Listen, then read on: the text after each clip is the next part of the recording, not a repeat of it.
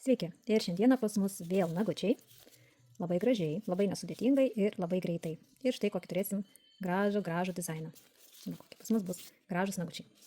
Ir ką, einam prie recepto, ko mums šiandieną reikės. Ogi reikės 2 pirščiukų, reikės juos pasiruošti, reiškia nudehidratuosim su prepu ir nugruntuosim su bonderiu. Bonderis pas mus yra nerūgštinė priemonė, reiškia nealergizuoja. Ir nudehidratuojam, patepam visą nago plokštelę, dehidratas jis nuriebalina, labai greitai nudžiūva. Toliau imam bonderį ir taip pat nugruntuojam visą nago plokštelę. Gruntuoti nago plokštelę yra būtina, gruntas tai yra kaip dvipusė juosta, sukabina natūralų nagą su dirbtinė medžiaga. Toliau mums yra reikalinga rubber bazė, mes turime labai tvirtą produktą, mūsų rubber bazė yra labai tvirta, jos pas mus galite rasti indeliuose ir buteliukuose. Yra šitokie buteliukai ir yra taip pat naudoju indeliuose. Tai kaip kam patogiau, jinai yra tokios tirštesnės konsistencijos, jos daug nereikia, tokia kaip medus. Jos daug nereikia, jinai tinka priauginimams, korekcijoms, geliniams lakavimams, dizainams. Superinis produktas dirbant su geliniais tipsais, be galo gerai juos laiko. Tai va, aš po truputuką jos užsidedu ir mėgstu įtrinti jau paėmus teptuką. Įsitrinam iki odelių ir nuklostom. Kita. Vėl įtrinu iki odelių, niekada produkto neprisikiškit kažkur giliai, ten po odelėms, sinusų zonose, niekur nereikia produktų prikišti. Jeigu per daug prisidėsit medžiagos, pirmą, bus sunku išdildžiuoti, antrą, vienos medžiagos prikišit, paskui ją tempsis ir kita medžiaga. Ir visada bus atšokimai, jeigu bus per daug medžiagos, viskas keliauja į lempą pilnai polimerizacijai. Taip, toliau, ko mums dar reikės? Mums reikia vitražinio lako, mes naudojam šiandieną mėlyną spalvytę. Pasirinkom būtent mėlyną, pas mus labai graži, sodri yra mėlyna vitražinė spalva. Taip pat mums reikia kažkokios skaidrios medžiagos, tai tinka geliai, akrigeliai, tinka viskas, kas skaidru. Aš naudoju stovintį master skaidrų gelį, galite naudoti savaime išsilyginantį skaidrų, taip pat galite naudoti akrigelius. Ir mes susimaišom, pasidarom šitokius paruoštukus. Ir dabar aš jums parodysiu dar į tarpelį, kaip aš pasidarau tą paruoštuką. Pasimsim truputį medžiagytės, paimsiu gelio. Spalvas galite darytis visokias, kokias tik jau norite, raudoną, geltoną, žalią, mėlyną, violetinę. Užsidedu mėlynos. Ir mes dėl to gražumo, dėl to viso blizgėsio, kad mums blizgėtų daug pilno rankyto, nes matot, kaip pas mus gražiai blizga, tai mes įsidėjom folijos, dėjom šitokios folijos, dėjom mėlynos, galim dėti kitokios ir dėjom šitokių blizgučių. Kokius turit blizgučius, tokius dedat, viskas labai gražiai tinka. Su šitokiais irgi labai gražiai atrodo. Stalčiuose tikrai pas visas guli pilna įvairiausių blizgučių, tai va šitokiam variantam imat ir naudojat. Pasiimu blizgučių, mėlyni dėžiukai ir išsimaišom. Va, ir turim šitokį medžiagytę. Dar galim šitokį įsidėti. Sako, visokiausiai blizgučiai tinka. Ką turit, naudokit, maišykit, nelaikykit stalčiuose. Va, ir turim šitokį grožį. Tai va, mūsų nagučiai susipolimerizavo, toliau mums yra reikalinga formelės. Mes jau turime atsimatavusios 2 formelės, mes naudojam balerinos formelės. Kaip visada sakau, formelės primatuojant, visada turite rinkti formelę, turi būti laisvesnė už nago plokštelę. Didesnė negu natūralus nagutis. Toliau atsižymėm ilgį. Vėl atsižymėm ilgį. Galite ir formą šiek tiek pasižymėti, kad būtų jums patogiau uždėti medžiagą. Toliau, ką aš dar pasidarau, truputėlį noriu prisilakuoti. Tai imu tą patį paruoštuką, kurį turiu, ir truputuką prisilakuoju arčiau odelių. Kad nebūtų atstumas, kai statysiu formelę, paskui, kad ten išsidildžiuoja, tiesiog, kad nebūtų labai didelis perėjimas toksai, kad nebus spalvos. Bet jeigu kartais pasidildžiuos ir lieka toks tarpelis, visada galite paimti rubber bazės, pamaišyti su vitražiniais dažiukais ir visada galite dalakuoti ten, kur jau trūksta. Daug kita. Ir va, su to pačiu paruoštuku, kurį pasirašiau, ir pasidarau tokį prilakavimą.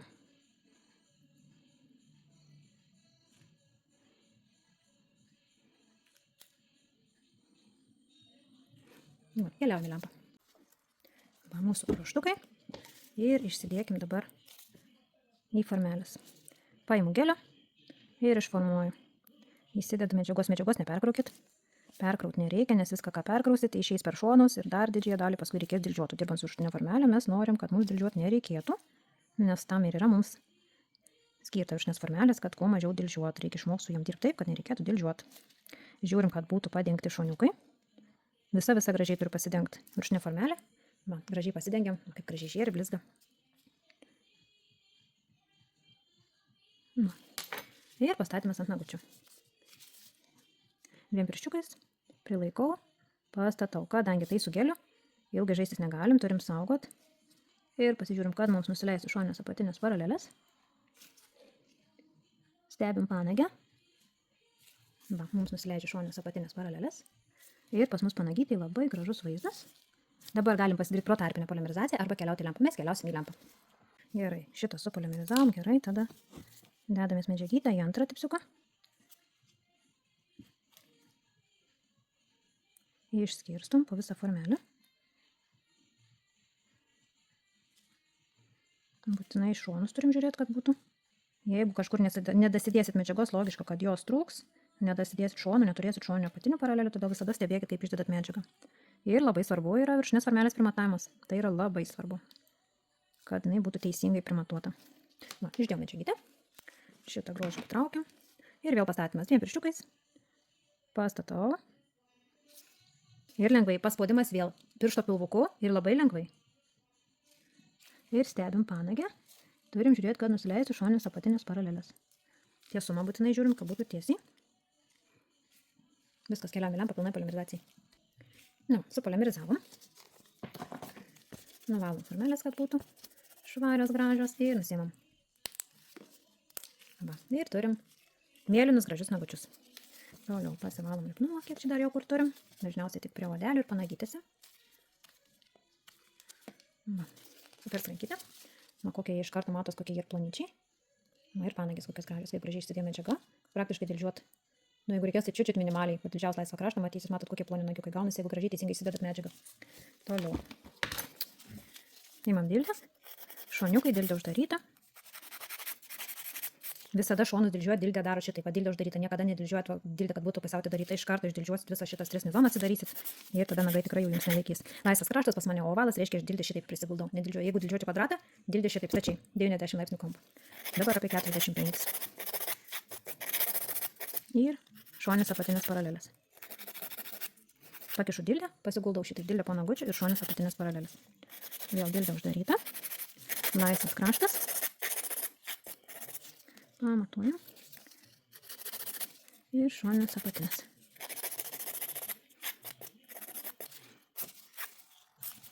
Palaidau pirščiukus. Gerai. Toliau. Persidėkime galiuką. Jau pas mane matėt, mano meilė mažas kankorėžis, visada su juo naudojusi, kai dirbu su viršutiniam formelėm, tai yra pats idealiausias antgalis. Visur su juo puikiausiai galima prieiti. Priguldau ir dėžiuoju.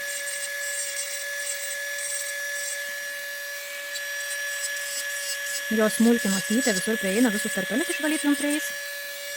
Ir jisai yra pakankamai saugus, jis nėra labai, kad sužeis klientą, su juo jau turėtumėt pasistengti toje vietoje. O medžiagą dildžiuoja jisai labai šauniai, labai. Nu, kiek puikiai visur gali prieiti ir kiek gražiai išdildžiuoja. Apie panagytas man parodo. Na, mūsų panagytas, matot, jos diplonė nagitai, minimaliai reikės dildžiuoti. Ir pasižiūrim, kur truputuką. Na, visur, kur man reikia, prie pat va, prie piršto pilvuko, prie šonelių, visur prieinu su šitom galiukom.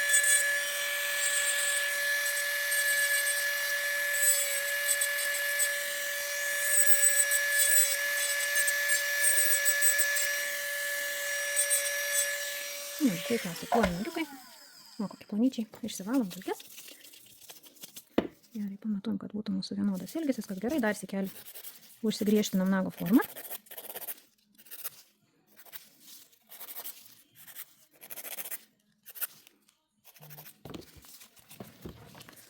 Nusipapinam.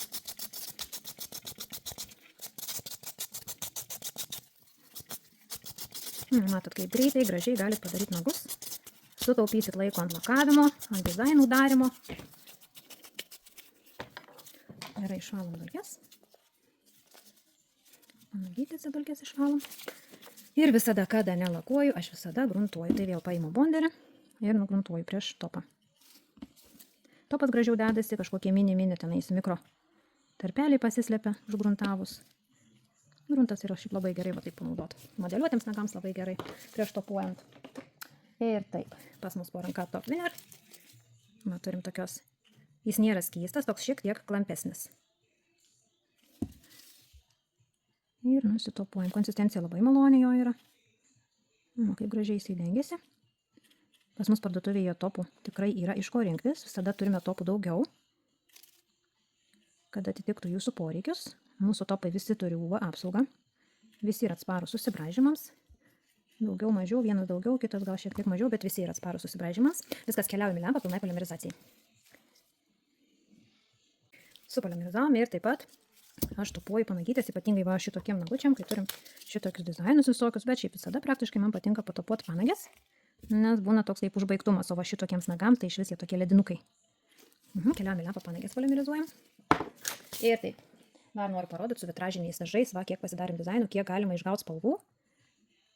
Ir va, su visom spalvom labai gražiai gaunasi, va, ir į geltoną įsidėjom auksinės folijas, ir dėm raudonos folijas, va šitokie nagučiai gaunasi su rožiniu, šitokie, visokiausių su violetiniu, štai labai gražus gaunasi dizainai. Tai va šitie galite įvairiausių dizainų, įvairiausių atspalvių spalvų pasiūlyti klientėms ir pasipuošti pačios.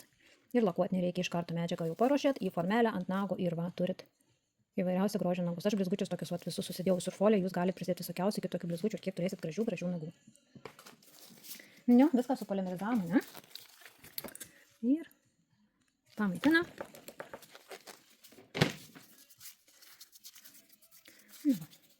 Ir štai jums dar viena mintis greitiems dizainams, gražiems nagams. Dar kitą rankytę.